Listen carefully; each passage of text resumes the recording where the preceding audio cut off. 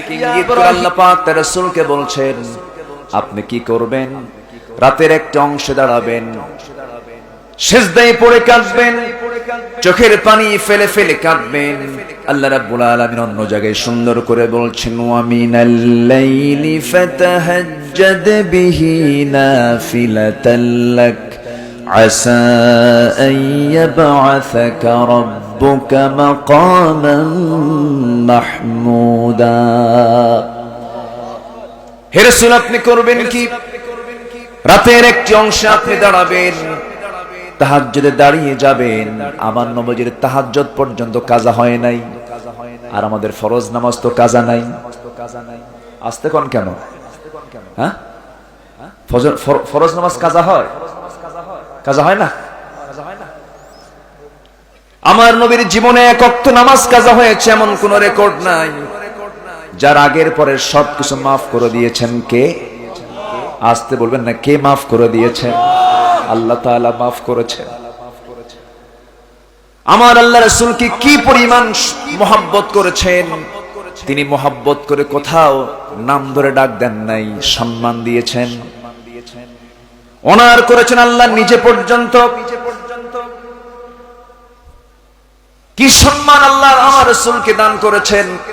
গোটা কোরআন যে কোরআন রাসূলকে লক্ষ্য করে নাজিল হলো, সেই কোরআনের একটা আয়াতও দেখাতে পারবেন না যে আয়াতে রাসূলকে আল্লাহ রাব্বুল আলামিন ইয়া হরফে নিদা প্রয়োগ করে ডাক দিয়েছেন, হে মুহাম্মদ, হে আহমদ। ডাক দেন নাই? দিয়েছেন? ডাক দেন নাই? কোথাও খুঁজে পাবেন না আপনি। আল্লাহ তাআলা তাকে এত মর্যাদা দিয়েছেন।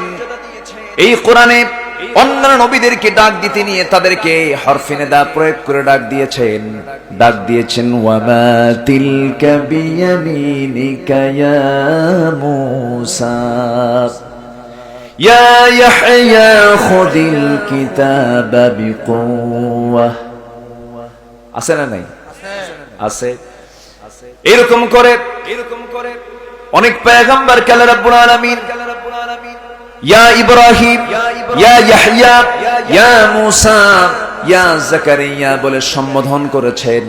কিন্তু একটা বারের জন্য রাসূলকে আল্লাহ রাব্বুল আলামিন এরকম করে ডাকলেন না, বরং সুন্দর করে ডাক দিচ্ছেন, ইয়া আইয়ুহাল মুদ্দাথির কুম ফাআযির ওয়া রাব্বাকা ফাকাব্বির ওয়া সিয়াবাকা ফাতাহহির ওয়ার রুজজা ফাহজুর।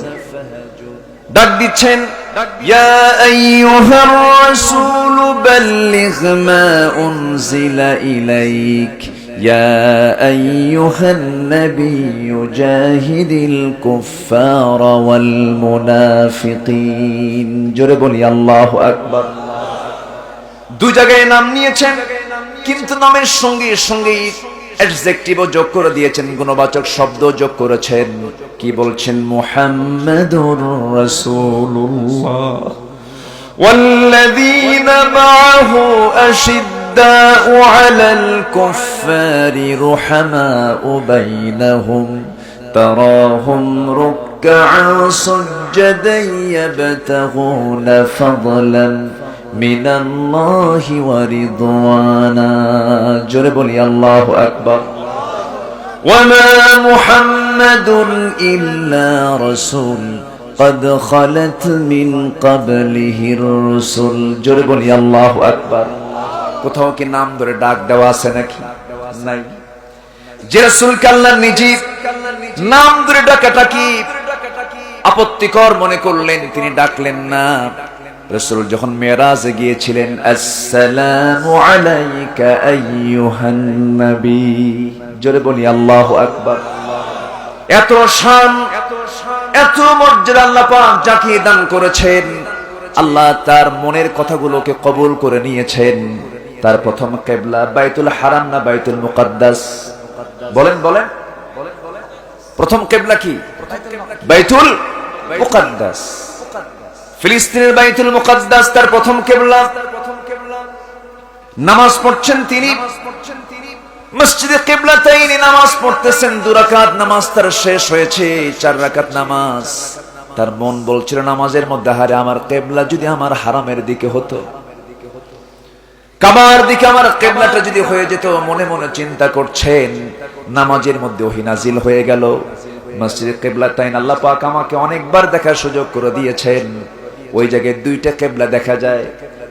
আমার নবীজি করলেন কি, যখন তিনি ওহীটা পেয়ে গেলেন নামাজের মধ্যে, ফাওয়াল্লি ওয়াজহাকা শাতরাল মসজিদিল হারাম, জোরে বলি আল্লাহু আকবার। দুরাকাত নামাজ তিনি বাইতুল মুকাদ্দাস লক্ষ্য করে পড়েছেন, আর বাকি দুরাকাত সালাত তিনি মুখটা ঘুরায় নিয়ে তার কিবলা বানিয়ে নিলেন। আল্লাহ রাব্বুল আলামিন তাকে দিলেন, আপনি হারামের দিকে মুখ ঘুরায় নামাজটা পড়ে নেন, জোরে বলি সুবহানাল্লাহ।